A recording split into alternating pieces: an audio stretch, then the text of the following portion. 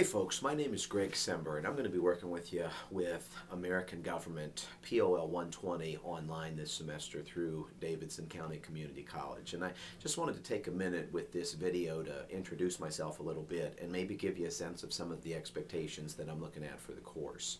As you can already imagine, it seems like it's been some kind of a semester because I believe the first day of classes, or first few days of classes, y'all had some weather issues down there in North Carolina. This week, of course, we're having the weather issues up here in Washington, D.C. And in between, there have been some blackboard problems, and I believe also there have been a few of you that haven't been able to get books, and certainly even a link or two that I've posted, y'all haven't been able to really access through Blackboard, and I'm still a little bit baffled about that.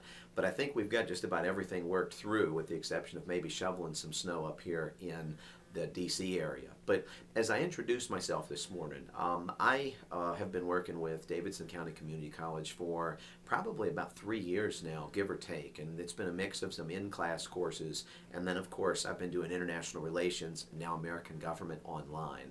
And yes, I do live in Maryland. I've got a permanent residence in Concord, North Carolina, and I used to teach with Rowan Cabarrus Community College in Salisbury and Concord, but I am up here in Rockville, Maryland now, which is about, I don't know, 10-15 minutes away from Washington, D.C.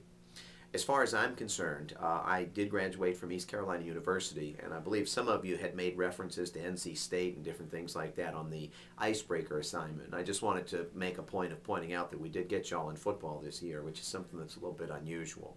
This semester has started off a little crazy because up here we've got a winter session, and I apologize for maybe being a little bit late as far as getting back with some of your emails, but we have a thing up here for about 2 weeks, 3 weeks, 10 days really, where we teach semester-long courses. Those just finished up at the end of last week. So I believe we're about caught up with all the grading right now, and that gives you maybe a little bit about me. Now, as far as the course is concerned, each week you're going to have a reading quiz. And let me be very straightforward about this. The reading quiz is going to be based on the chapter questions that I give you each week. And the chapter questions are not necessarily going to have long answers to them, but they're going to have specific answers to them. So please pay good attention as you go through and read the chapter. If some of you are more high school based, or maybe if you're taking your first courses in college, this could be a little bit tricky for you. And even if you've been taking courses for a while, it could be a little bit tricky for you. Make sure that you give me the answers that I'm looking for on those questions and answer it entirely. You're going to see that the chapter questions, they're going to turn into quizzes, and indeed when they turn into quizzes, that's where I'm going to know how well you're answering these questions, and really secondly, with that matter, how much you're understanding the material. Now, with these quizzes, they're going to be each week.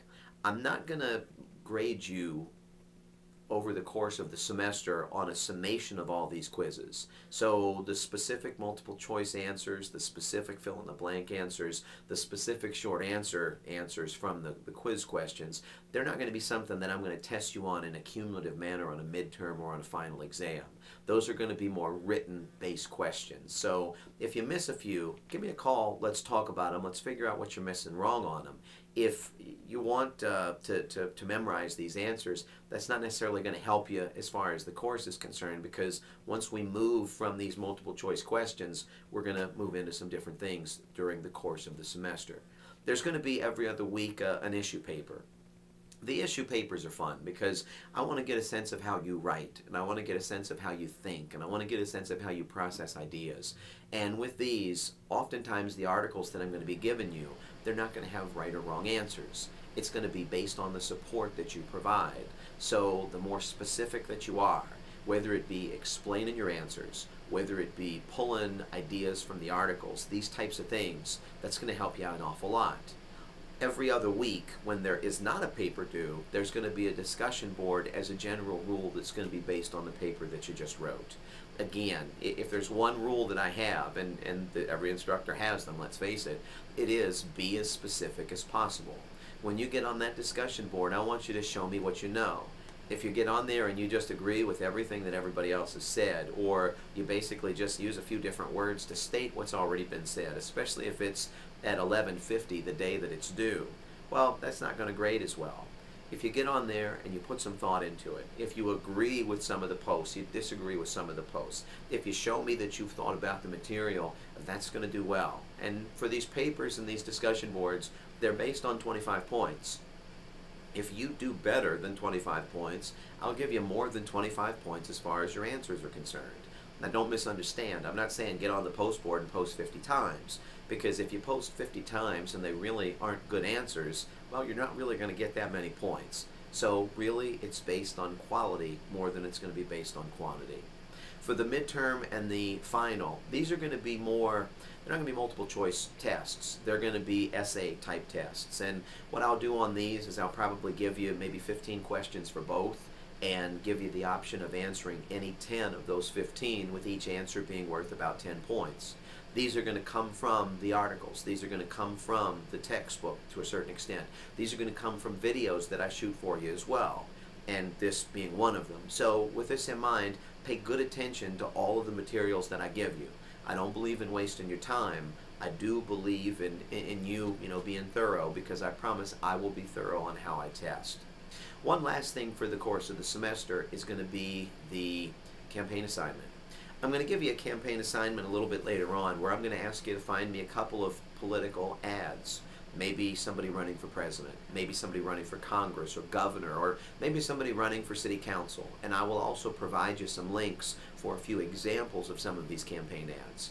The gist of it is that I want you to go in and explain or interpret the ad. What is it that they're trying to say? How is it that they're trying to say it? Is it effective? Does it relate to all Americans or just certain groups within the population? Is it a circumstance where indeed they're using graphics or children or animals or symbols in some way without really even using themselves? What is it that really catches your attention? And it could be a slogan, could be music, it could be images, it could be any number of things. The second part of this assignment is going to be a GAF assignment. And by GAF, what I mean is basically you are going to look for different places. I mean, politicians are always talking. Just because they're always talking, it doesn't necessarily mean that they know what they're saying, or even that they realize how bad some of the things that they are saying actually come across. I want you to find me some of these political gaffes or misspeaks and explain to me exactly what was going on with this. Now, for the course, it's going to be 20 points each week for the quizzes. It's going to be 25 points for each of the papers, and it's going to be 25 points for each of the discussion boards. And as I said, on the papers and the discussion boards, you could conceivably go higher than that. For the midterm, for the final, and then for the campaign assignment, each of these are going to be 100 points. So if you started off not as well as you wanted on the first couple of quizzes, or maybe the first discussion board, or even the first paper for that matter, understand that the first couple of quizzes, the first discussion board, and the paper are not by themselves even going to add up to one midterm, or one final, or one campaign assignment. So with this in mind, anything that's gone on so far, you're really not in a bad place with, as long as indeed you really didn't get a 0 on it. If you've got any questions, and I know I've gotten a number of emails, and I've tried to be fairly prompt with these, sometimes it's just easier to talk about it over the phone. So please, don't hesitate to give me a call, and I will do my best to either speak with you live at that point, or I will do my best to speak with you live fairly shortly thereafter.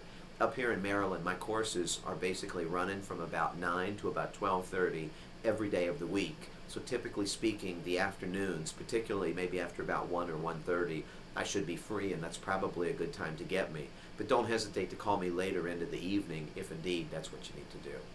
I look forward to working with all of you during the course of the semester. Hopefully we'll be able to do some fun things, and let's just see where it goes, because the course is evolving, as you might imagine. This is the first time that I've worked with American government.